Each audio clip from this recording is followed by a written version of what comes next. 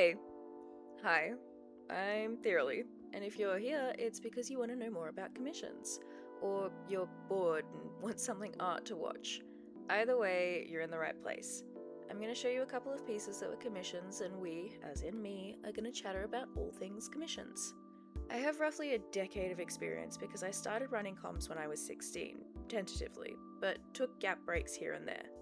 When generative AI started booming, I stopped for a bit and tried to go into the tattoo industry, but unfortunately my body couldn't really keep up. But my art skills kept growing and I returned to commissions and have been having a better time with them after finding my right audience. Now, commissions, for me at least, aren't enough to live off of on their own. As nice as it would be, they're very time consuming and a lot of people can't really afford them. And there's a lot of insanely skilled artists out there too. So often it's a small group of people paying for commissions and a large variety of artists to be commissioned. Having the extra little income is super useful though, and being able to just have that little bit extra going into bills really helps, at least for me, with a bit of peace of mind. That being said, it's not been an easy journey to get here by any means. It never is. Often, and please don't hate me for saying this, the majority of artists going into opening up commissions do so long before they're actually ready to, and tend to make a lot of beginner errors. I'm going to talk about all of that, but let's start with mine. So, yeah, I was 16. I was doing commissions for free for probably the first year.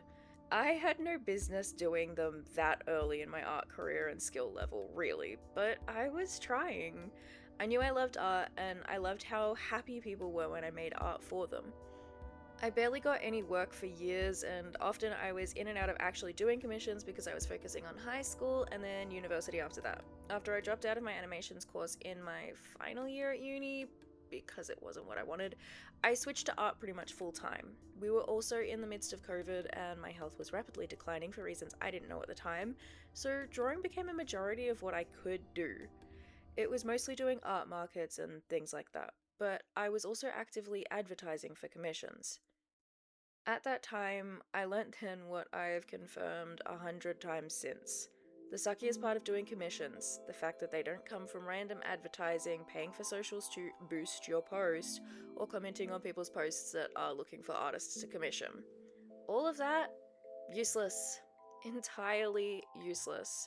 Maybe not for other extraordinary artists out there, but I have a long way to go before I reach that kind of status. Where commissions actually come from? Networking, making friends. But you can't go into friendships just because you want commissions.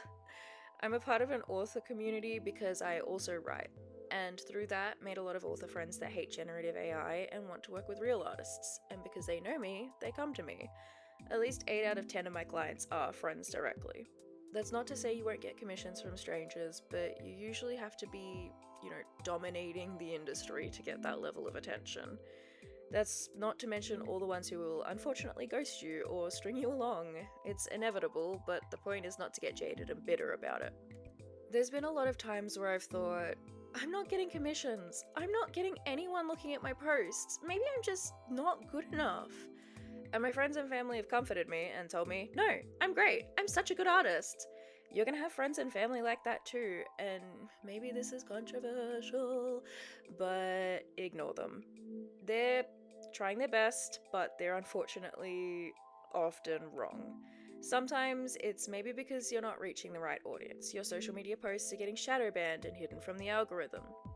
But more often than not, and it's kind of a hard truth, it's because you're not ready yet. Maybe you're charging too much for the level you're at. That doesn't mean we give up, it means we need to keep getting better. Always strive for improvement. The further you go, the more people will take notice, and clients often love seeing your progress that made you into the artist they want to commission. Don't be like me and make a heap of new accounts to start over because your art from 3 years ago has become an embarrassment. Of course, none of this applies if you're just drawing for you and you're not trying to make a career of it, but I'm talking about the people who do very specifically want this to be a long-term career. So that means I'm still pushing to get better, to progress, to improve, and have a bigger chance at attracting clients. Do I want to do commissions forever? Personally, no. Don't get me wrong. I love bringing people's ideas to life. I love how happy they get on seeing the progress updates and the final delivered work. but it is time consuming because it's what I mainly do with very little payoff and time for me to do personal projects. This is true for most commission artists, and this isn't like to discourage you. This is just an inevitable section that every commission artist has to work for, unless you're like already part of the 1% from the get-go. That being said, I don't half-ass it. I still network, I still post commissions in my portfolio and advertise for it. Though I've learnt my lessons about paying for advertising, just don't do it. And I also discuss commissions with people, but I've learned a lot over the years that I want to share, so this is very specifically my advice from a personal perspective. You can take what I say with a grain of salt. Ask other commission artists, watch their videos, do your research. It's a big industry, and like all branches of art, only the top 1% ever really make it, but that doesn't mean you should give up and abandon ship. You could become the 1%. Never stop creating. And also never use generative AI in your process. I'm watching you. So, how do I make it work? Well, I ignore bots, the ones that comment, "This is great, send it to me on this account," or whatever, and I respond to the people who are genuinely interested. I have official platforms where I keep the info focused on my art. No personal life pictures mixed with pictures of art and talk of author work all on one Instagram together.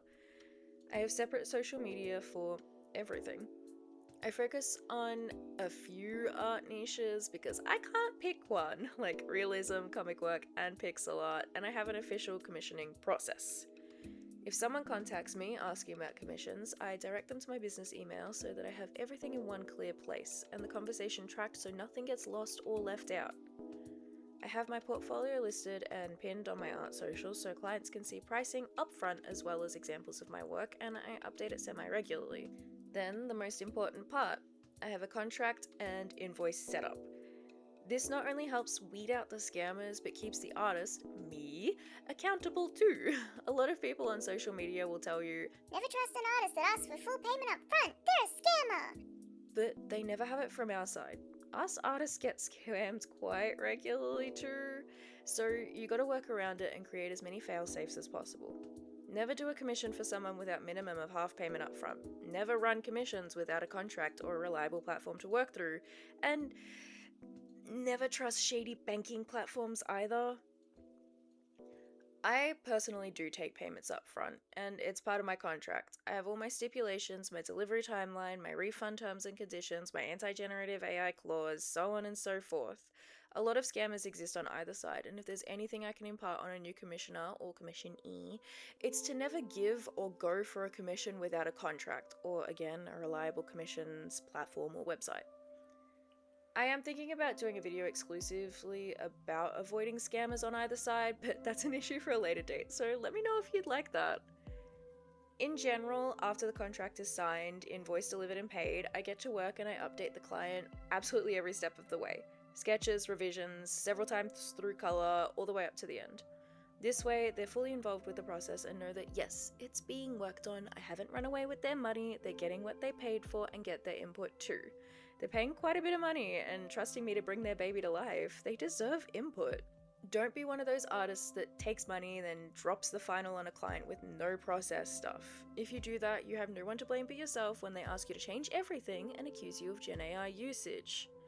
So then, how do you run commissions? You're just starting, you're anxious. I got you! Start with your portfolio, with your niche, which means your specific art style and focus. Are you going to do character art or book covers, page breaks and chapter headers, or game assets, 2D or 3D, digital or traditional media, realism or cartoon?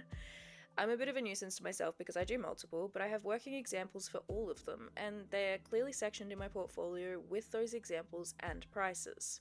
It's best to start simple. If you're a character artist, stick to that and break that down into options. Offer bust, half body, or full body pieces, and then a second option set of sketch only, line art, flat art, or fully rendered. Add an extra fee per character. For example, one character fully rendered at half a body could be $50 total.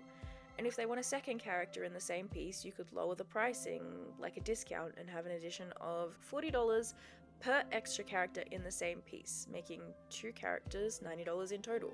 Once you have a solid portfolio, try to build your online presence. A lot of your initial commissions are going to come from family and friends. Take advantage of it. Make sure they let you use those works to advertise yourself, and try to post as often as you can and branch into the art community more. Make friends. Have a contract. No matter your age or how simple the commissions are, or how small and unimportant you might think you are, have a contract, protect yourself and your clients. If you're branching into commissions for a career and not just a hobby, make sure you have an invoice and get a business number too. And no matter what, have an official email account for contact. Do not run your commissions through Instagram DMs or Facebook Messenger. A lot of people will suddenly delete their accounts or vanish, or you could even have something go randomly wrong and lose access to your own account. You don't want to be one of the artists accused of being a scammer, or lose out on a client and money. Take at least 50% of the cost up front, and don't give them the final piece until they pay full. Only give them a low quality version with a big watermark across it until they pay, and probably put it through something that poisons Gen AI if the client tries to get rid of your watermark that way, so they don't have to pay you for the rest. Or take full payment and then it won't matter anyway. Okay, Theory, I got that. How about pricing? How should I price my work? The answer is slightly different for everyone. There's no one size fits all. I'd recommend maybe getting some help with a pro to look over your portfolio and help you out here, because while there's a kind of good formula-ish to work out a price, you might have to adjust it based on your skill level. A beginner artist might really only be worth $30 for a fully rendered character that took them 10 hours, while a big industry pro up in the 1% could charge $4,000 for the same thing. For me, I work out what I roughly think my art is worth, and a good wage per hour. I also get other people's input, then go for the average amount between everyone's input. I calculate how much time the piece would take me, like my simple page breaks can take me anywhere from 1 to 3 hours between sketch to final, then factor in time spent on admin with the client, because remember there's a lot of back and forth with clients, prepping contracts, invoices, etc. That means cutting out time actually working, meaning you end up losing money there, and that means cutting out time actually working, meaning you end up losing money there, and also add business costs like electricity, internet, etc. Plus commercial usage licensing if that's needed, and combine all of that into the total price, which for my then, make sure you deliver the commission on time and have an agreement about how you can use the final pieces. For example, for me, my clients know I'm allowed to post them on my socials and use the time-lapse videos in, videos like these to promote my work. I wouldn't go using the book covers, however, that I make for other people for my own books or giving them to anyone else to use. They pay for exclusive usage rights, except in the case of me using them to advertise.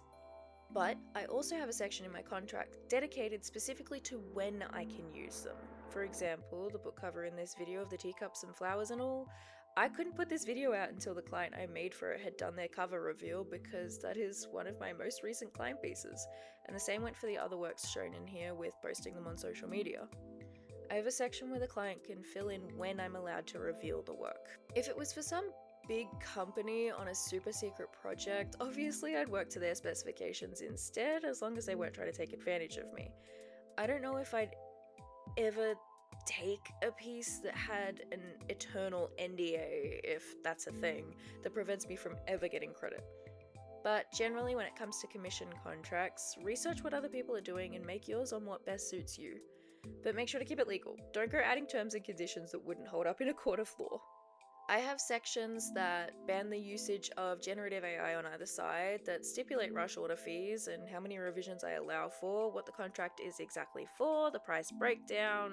I try to have everything covered. It's also worth noting that you cannot share these signed contracts around, or invoices. They have the client's personal details on them. You cannot be sharing their addresses and full names and all of that with the world. You keep them safe and sound in case legal issues crop up. If you'd rather go the route of using a reliable website to run commissions through, go with something like Ko-fi or VGen, so that the client and you have a safety net to work with. I personally wouldn't suggest Fiverr or Upwork. There's a lot of scammers on those, and it can be shady business, both for artists and people looking to hire us. It sounds like a lot, but in reality, if you break it down and go step by step, you'll be fine. But something I really want to emphasize in the what not to do section, Only scammers cold DM someone to advertise their commissions. Don't be that person. Don't be the one contacting authors in their DMs going, "Do you have a cover artist? You should hire me." That's the fastest way to get yourself blocked and blacklisted. A lot of people get scammed that way, and you will automatically be categorized as a scammer with them. Leave them alone. Advertise on your own page. If they want you, they'll come to you. I also wouldn't trust every post asking, "Artists, show me your art," because they're usually just content farming, or sometimes looking for art to scrape for AI, or they're AI posters. Sometimes people post, "I'm looking for a cover artist, drop me your portfolio," and then they don't list what they're actually looking for, what style or genre or budget range. Don't trust them either. Some of them may be genuine, but ultimately don't bet on it. That way lies disappointment. My best recommendations for advertising yourself is just come up with a schedule to post, don't be scared to repost your work, and research the best days of the week. And though I do hope to one day work more exclusively on my comic, I'm going to be in the commission sphere for quite a while longer, and maybe one day I'll have more tips for you. I do hope this has been informative and helpful for at least one person, and help protect a few people from being scammed in the future. If it does, then I've done exactly what I've set out to do. If you do want to see more examples of my work and what I'm doing, you can find me and follow me on Instagram and Threads at Theoryly_art, on Blue Sky at TWKnight, on Ko-fi as TheoryWinArt, Tumblr as either Theoryly or Sins of Serpent for the comic blog. My email is listed on my Instagram, and my character hub is Theoryly. Or just Google Theoryly, most of them come up anyway. If you're chomping at the bit for me to properly pop off about generative AI and why it's absolute trash, rest assured that video is coming. My goal posting schedule is every Sunday at 12 PM Australian Eastern Standard Time, but for now, thanks for tuning in. If you have any tips for artists wanting to commission or any thoughts, drop them in the comments for me and everyone else. And if you made it to the end, also drop a paintbrush emoji and consider liking and subscribing to help me get closer to my dreams of being able to survive on my art career. Until next time!